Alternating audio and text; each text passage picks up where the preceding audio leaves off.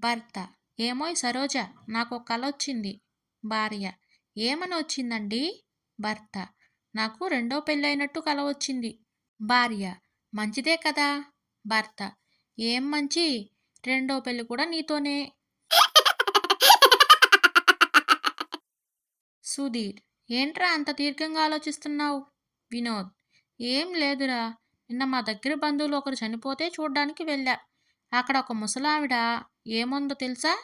దేవుడు మంచోళ్ళనే తీసుకుపోతాడు అనిందిరా. ఇక్కడ నాకు అర్థం కాని విషయం ఏంటి అంటే, దేవుడు మంచోళ్ళనే తీసుకుపోతే బ్రతికి ఉన్న వాళ్ళంతా చెడ్డవాళ్ళనే కదరా. సుధీర్: ఏంట్రా అంత మాట అనేసావు? వినోద్: దానికి అర్థం అదే కదరా. కొడుకు: అమ్మ, నిన్ను నాన్న బండి మీద బయటికి తీసుకెళ్ళాడు కదా, ఏమైనా కొన్నాడా?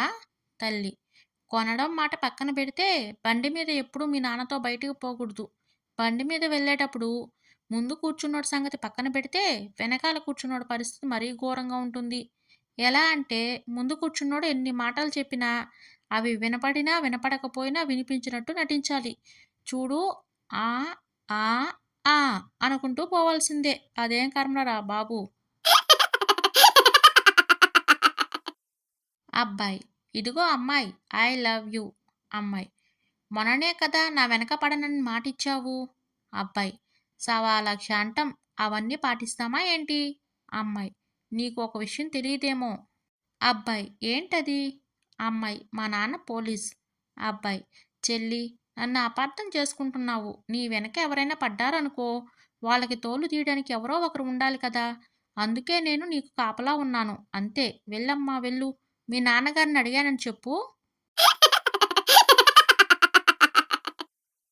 భార్య: దేవుడా, ఎటువంటి మనిషిని నాకు భర్తగా ఇచ్చినావయ్యా. కోట్లు కుమ్మరిచ్చినా నాకు ఇటువంటి మనిషి దొరకడేమో. భర్త: ఇప్పుడేమైంది? భార్య: ఏమైందా? షాపింగ్కి పోదామంటే పైసలు లేవు, సినిమాకి పోదామంటే పైసలు లేవు, ఎవరైనా ఇంటికి వస్తే పైసలు లేవు. పోనీ బుద్ధి తక్కువై నీ జేబులో చేయి పెడితే పైసలు ఉండవు. పొద్దున్న 4 గంటలకి ఇంట్లో నుండి బయటికి పోతావు, రాత్రి 10 గంటలకు మళ్ళీ ఇంటికి వస్తావు. ఈ మధ్యలో నువ్వు చేసే రాజకార్యాలతో నాకు అర్థం కావడం లేదు.